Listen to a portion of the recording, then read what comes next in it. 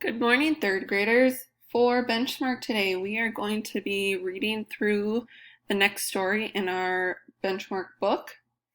And while we're doing that, I'm going to stop after every paragraph to give you guys a couple seconds to do some annotations.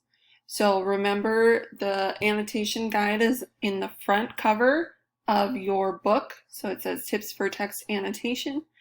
Make sure that you are doing, at the very least, doing a question or something you find interesting at least once every couple paragraphs. You can also go back, and if there's any important phrases or important words, you can circle them. At the end of the lesson, I'm going to have you go back and star what you think the main idea is, and I'm going to have you go through and trying to find some key details. So we're just doing a little work with our book today. So I'm going to let the computer read it just so that it highlights and you can follow along as we go. Make sure that you have your book out, open to page 22, and something to write with. So we're going to begin. 2. Remember to annotate as you read. From Phonograph to Playlist by Ben Foster. Music is the universal language of mankind. Henry Wadsworth Longfellow, poet. Music has always played an important role in people's lives. It can express feelings. It can tell stories. It can lift moods. Music can even give people more energy. Long ago, people had to go to concerts to hear music. There was no other way to hear music unless it was at a live performance. All right, take about 10 seconds or so. Do an exclamation point and question mark. If you find something is really important, you can circle it. I'll stop. I'll give you about 5 more seconds, then we'll move on.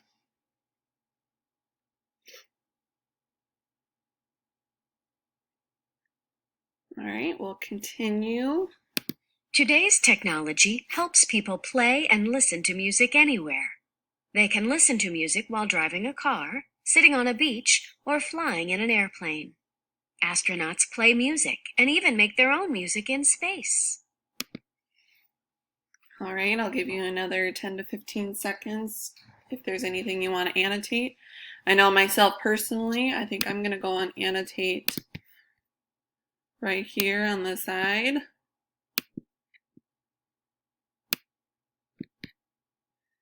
And then I'm going to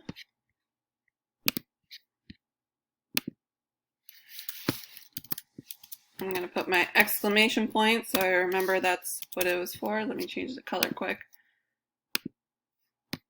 Okay, so my exclamation point. I didn't know that astronauts make their own music in space. That's neat. So that's something that I found interesting, so I annotated that off to the side. All right, we'll continue listening. One invention started the modern music business. It was the phonograph. This amazing invention has led to many others. People can now make music part of their lives anywhere, anytime. Okay, this is a point where you can make sure that you have at least one annotation on this page. It's wonderful if you have more than one. Maybe I will do one more just to give you an example. I'm going to type, how can people make music anywhere they are? Gotta put my question mark in the front so I remember that that's where the question was. I'm gonna take my pen, do my best to do a question mark. Here we go. So I've now made 2 annotations. I would like you to have a goal of 1 annotation per page. We'll go on and we'll listen to the next paragraph now. Phonograph. The word phonograph means writing sound in Greek. It is the perfect word to describe how early recordings worked. The early machine recorded sounds with a needle onto a cylinder covered in foil. The machine wrote the sounds. The sounds could then be played back again. All right. So now you can take another 10 to 15 seconds and record any annotations you want. Maybe you'll ask about how they were able to make their records. I mean, they talked about a little bit about the needle onto the cylinder and foil, but how does that work? Or how do they play it back? Give you a couple more seconds. All right, let's go on to the next paragraph. Thomas Edison developed the phonograph in 1877. It opened up a new world for music lovers. Edison was quite proud of his new invention. He showed it to the staff of Scientific American magazine in New York. The December issue read, "Mr. Thomas A. Edison recently came into this office, placed a little machine on our desk, turned a crank, and the machine inquired as to our health, asked how we liked the phonograph, informed us that it was very well, and bid us a cordial good night." Newspapers and magazines reported this story. Interest in Edison's invention soared. Edison's original tinfoil phonograph, invented in the autumn of 1877. All right, take this time to make sure that you have at least 1 annotation for page 23.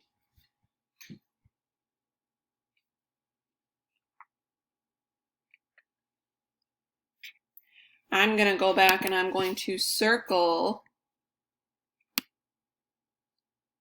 the word phonograph, because that seems to be a pretty important word, especially since it's in the title. All right, we'll do 2 more pages today and then we'll leave the rest for next time. So let's listen to paragraph 6 on page 24. So make sure you're on that page. Thomas Edison believed that everyone in America would want to have a phonograph machine. They would buy and listen to music in their homes. Unfortunately, the tinfoil did not last long, so the music could be played only a few times. Edison knew his phonograph needed improvement. At the time, he was also busy trying to invent a better light bulb. While Edison worked on the light bulb, other inventors, such as Alexander Graham Bell and Charles Sumner Tainter, improved Edison's phonograph. They replaced foil cylinders with cylinders made of wax. These made the sound much clearer. All right, go ahead and annotate for this page. Maybe you want to ask yourself something about how did they know each other, or maybe you found it interesting that they used wax, or maybe you're wondering why they used wax. So there's a whole bunch of different things that you could be asking or pointing out that was interesting.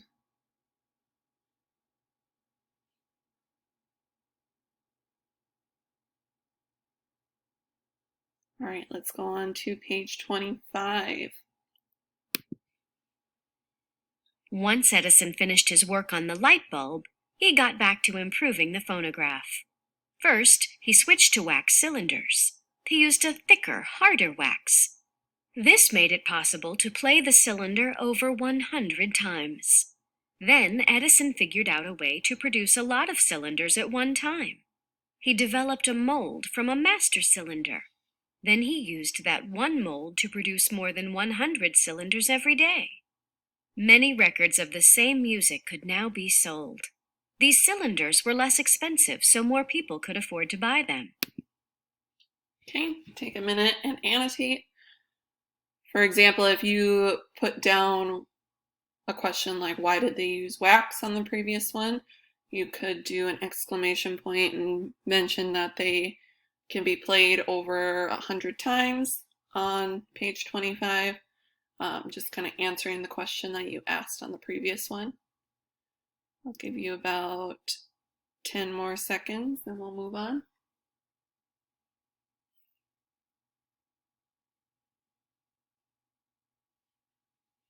All right, let's listen to the last paragraph for today.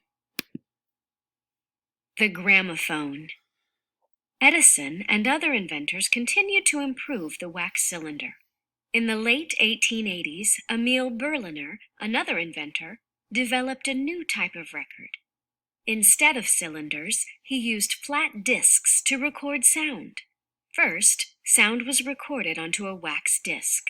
This disc was used to make a metal master copy of the recording.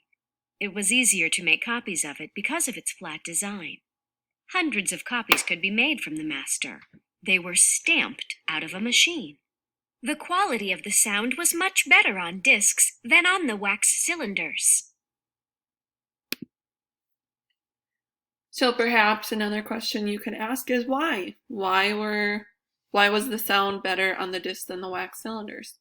You make sure that you have at least one annotation per page up to this point, and we will finish reading this next time we meet.